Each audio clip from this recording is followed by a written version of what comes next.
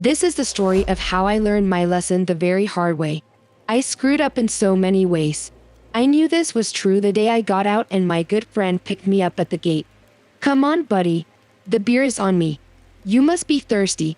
If I had just gone to see him that fateful night, if I just turned around, walked away and divorced the bike, these past 7 years would have been very different. My name is John Edward Mackenzie. My parents call me Johnny. When I was a teenager, my teachers and coaches started calling me Johnny Mac. When I went to work, it became just Mac. That's where it stands today. Everyone except my parents just call me Mac. There are 2 things you need to know about me. The first is that I'm a pretty big guy. I'm an even 6 feet tall, and I keep myself in pretty good shape. I have a low energy job, so I visit the gym a few days each week. People meet me and they just assume that I played football in school. I don't like football. Football is moronic. Here is the game of football in a nutshell. Line up, snap the ball, run into the guy in front of you. Line up, snap the ball, run into the guy in front of you. Line up. Well, you get the idea. I didn't play it. Here's the second thing you need to know. All my life, I was the guy who didn't get mad. I kept my cool no matter what was happening. My wife, on the other hand, had a nasty temper. She didn't discuss. She fought. She'd say anything.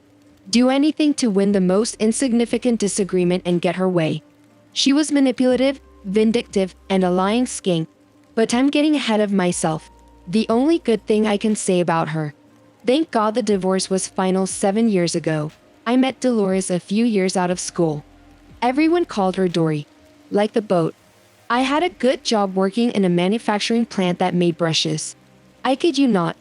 We made toothbrushes, clothing brushes, those fist-sized brushes you use to clean parts in the sink, and some really nice wooden-handled brushes that were sold in woodworking supply shops. It wasn't high-tech, but I made good money doing it, and my nights and weekends were my own. I was happy. Dory was incredible in the sack. She believed in the 3rd date rule, but I didn't know that until I took her home at the end of our 3rd date. She tried to help me with sex.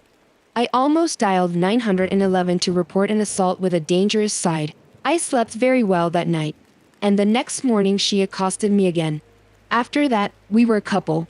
We got together every few days, and all weekend long, we went everywhere together.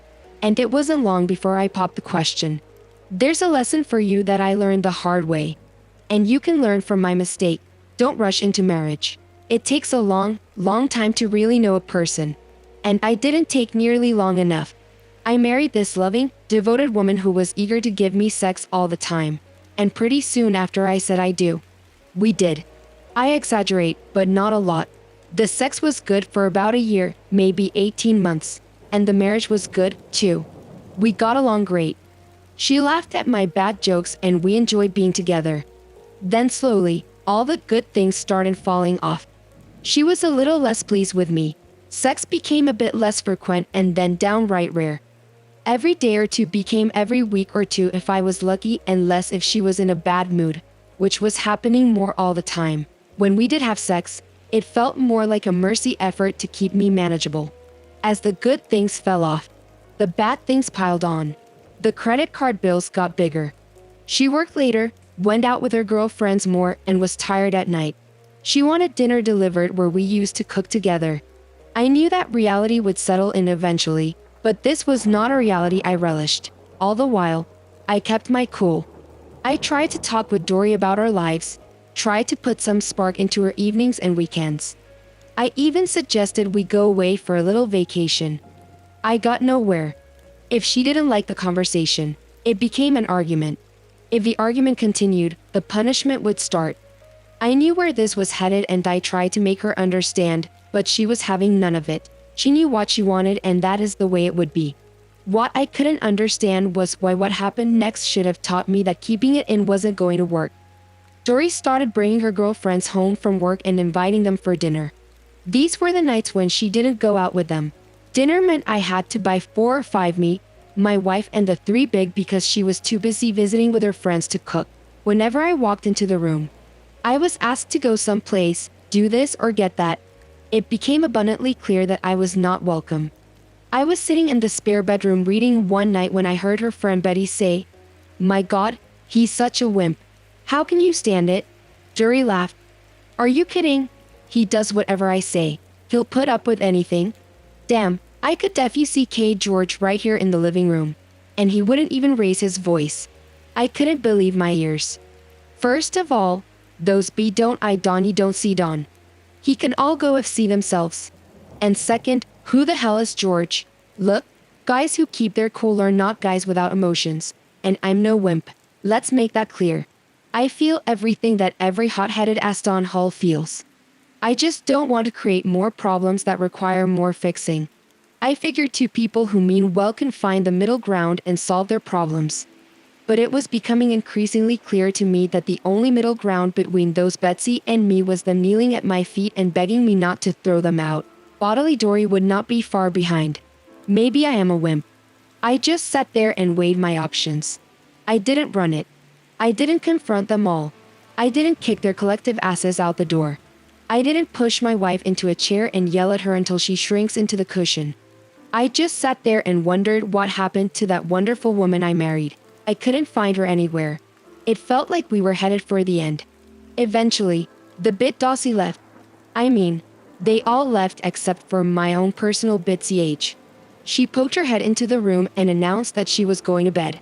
When I walked out into the living room, I found empty wine glasses and snack balls that needed to be put in the sink. Yeah, maybe I am a wimp, but I was tired of being disrespected. I'll be patient and think it through, but the situation had to change. Face to face. The next night I sat her down. Dory, we need to talk. I am tired of being disrespected by you and your snarling friends. You ignore me at night. You and your friends talk smack behind my back. I'm your husband, not some whipping boy. This is not going to continue. We need to make some changes or we aren't going to make it. She laughed. Don't be ridiculous. It was just talk. Nobody meant anything by it. Who's George? I asked. That got her. She blanched, but she came back swinging. What do you mean? Who's George? You mentioned George last night. Who's George? What are you accusing me of? Do you think I'm cheating on you? Are you accusing me of something? I'm asking you, who's George? I am not going to be interrogated. I'm your wife, damn it. And if you think you can accuse me of cheating on me, then you can just sleep in the guest room tonight and every night until you change your tune. Dury steamed off to bed, and I heard the bedroom door slam. I sat there thinking about that eruption, and the thought that kept running through my mind was that I asked, who's George? And her reply was, do you think I'm cheating on you? That's not an answer to the question. Or is it? I never accused her of cheating.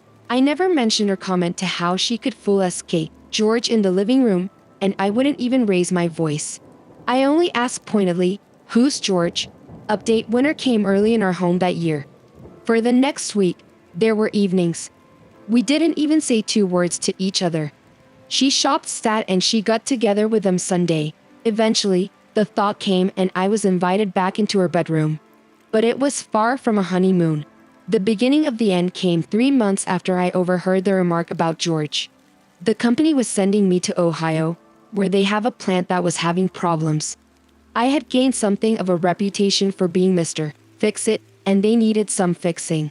So off I went to Ohio. I called Dory every night and she always answered. The calls were brief, and I wouldn't say I looked forward to them, but we were functioning at some minimal level. The fix was in. I've always wanted to say that, and I was headed home. Truth be told, I surprised myself. We got the plant up and running faster than I anticipated, and I was headed home early. So you know what's coming, right? I didn't. If I had, things might have turned out differently. I walked in my front door at about 10 at night. Dory's car was in the driveway. The lights were out. A man's and a woman's clothing were lying on the living room floor. And I heard voices in the bedroom. One listened and I knew what was happening. You can't mistake that sound for anything else. My anger was growing by the second. I picked up the man's pants and I opened his wallet. The driver's license read George Noble. If ever man was misnamed, it had to be Mr. Noble. There is never anything noble about foo seeking another man's wife. I don't keep a gun in the house, but I do keep an old-fashioned wooden baseball bat by the door. I have them for home defense, and as a nod to my childhood, I grabbed the bat and headed for the bedroom. Walking down the hallway, I heard the moaning and grunting. I walked quietly down the hallway as I opened the bedroom door. I saw that Harry is driving his Dean to my cheating by with her ankles over his shoulders. You need this, don't you, babe? Tell me you can't live without this. Swear to me he can't F you like I do. Yes, I swear. Oh, God, I swear. You need this big C of mine, don't you?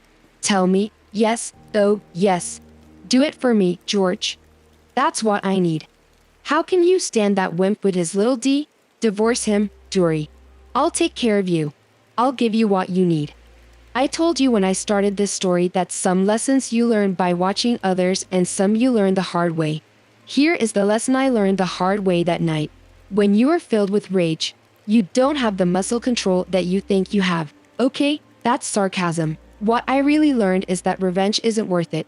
It's best to just walk away and get a divorce. I'd spent my life controlling my temper when I finally let it out. I paid a hefty price. They didn't know I was there. I walked up behind him and I took a breath. I swung the bat over my head and brought it down hard. I thought I'd knock the wind out of him at the worst. I'd break a rib or two. As God is my witness. I never meant to do more than break a few ribs. I severed his spine just above the waist. Revenge time. You'd think he would have screamed. He just let out a gasp and collapsed onto my wife. Her legs slipped off his shoulders. She had no idea what happened. Then the door I knew came out. That's it. Give a girl some warning, would you? Don't just quit on me. Finish me, damn it. That's when she saw me with the bat in my hands, and madness in my eyes. She screamed and shook George. But he didn't respond. George was done. The rest is history.